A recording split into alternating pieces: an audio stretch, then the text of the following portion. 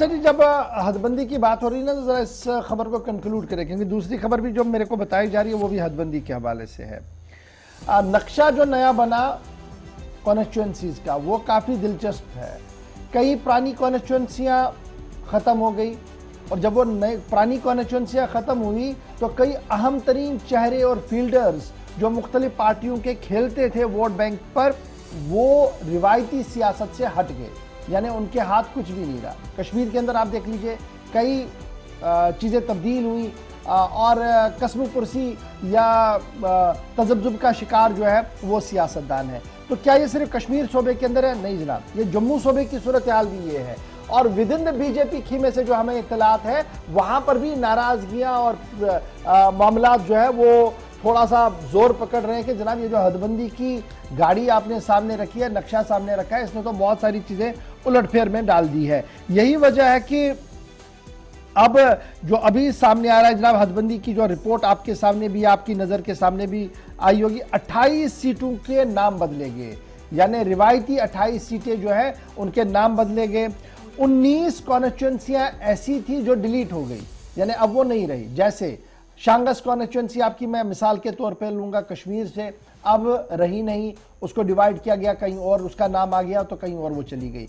तो वहां की सियासी पस मंजर में लोग भी तजब्जुब के शिकार, लीडर जो वहां से चुनकर आते थे वो तो ऑलरेडी तजब्जुब के शिकार है। जम्मू में आइए, बीजेपी खीमे की एक बात आपको बताते हैं, सुचीतगढ़ जहां से साबिक वजीर जीत कर आए थे, वहां की सूरत हाल क्या कुछ है? कॉन्स्टिट्यूएंसी से अपने नक्शे से ही गायब है कॉन्स्टिट्यूएंसी, और वो उस 19 वाली लिस्ट में है। यानी जहां यहां कश्मीर सूबे के अंदर कई चीजें हैं, वहां बीजेपी खीमे से भी आपको गनी कोहली साहब का नाम सामने आएगा, आपको चौधरी साहब का नाम सामने आएगा, कई और नाम जो है वो सामने आएंगे जो आज इस लाइन ऑफ एक्शन में कहीं पर आपको दिखेंगे नहीं।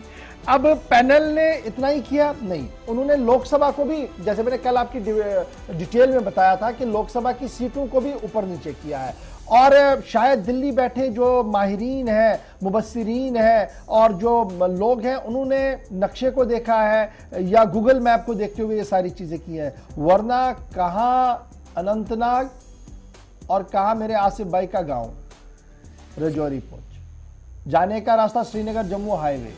दिसंबर में अगर कभी चुनाव हुए तो वो आएगा क्या, जाएगा कहां से? मुगल रोड तो शाहरा ही बंद होती है। एक तो बड़ी परेशानी ये है। फिर दूसरी परेशानियां, बड़गाम इलाका सबसे नजदीक श्रीनगर के है, डाल दिया बांडीपोरा बारामूला के साथ, वहां के लोग भी तजब्जुब के शिकार। तो ये बातें जो सामने कल से आ रही है काफी दिलचस्प है। और ये जो नोशन आ रहा था कि जनाब सिर्फ कश्मीर में सब उलट पुलट हुआ है, नहीं जी, कश्मीर के साथ साथ जम्मू के नक्शे में भी काफी तब्दीलियां हैं, और उन्हीं तब्दीलियों को देखते हुए सियासी जमातें भी अब कमर कस रही है कि हमने कैसे अपने फील्डर्स को उतारना है, कहां पर किसकी साख्त मजबूत है, कैसे हमने आगे पीछे बड़े चेहरों को भी रखना होगा। यह भी एक बड़ी दिलचस्प बात जो है।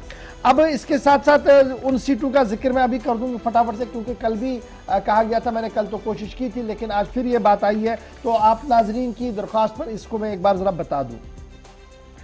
जो सीटें रिजर्व की जी है एसटी के लिए, शेड्यूल्ड ट्राइब के लिए, उसमें कौन कौन सी सीटें? दरहाल जम्मू प्रोविंस, धन्ना मंडी जम्मू प्रोविंस, रजौरी ये होगी रजौरी डिस्ट्रिक्ट के अंदर, सरनकोट मेंढर ये होगी जनाब पुंछ, हवेली ये पुंछ के डिस्ट्रिक्ट के अंदर हुई, महौर रियासी के अंदर हुई, जम्मू प्रोविंस के अंदर हुई, और जनाब वाला जब आप कश्मीर की ओर आएंगे तो आपको एसटीज में मिलेगी लारनू अनंतनाग, एक तो ये सीट मिलेगी।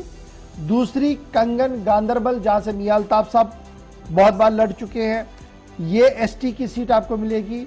गुरेज की सीट को एसटी कर दिया गया है, ये कश्मीर प्रोविंस की है। और कमीशन ने एससीज के लिए भी एक फिरिस्त जो है वो जारी किया, क्योंकि मुझे एसटीज के लिए कहा गया था, इसलिए मैंने एसटीज की बात जो है वो आपके सामने रख दिया। तो बहरहाल सियासी पारा आहिस्ता आहिस्ता करके बढ़ रहा है। लीडर्स काफी टाइट लिप्ड है।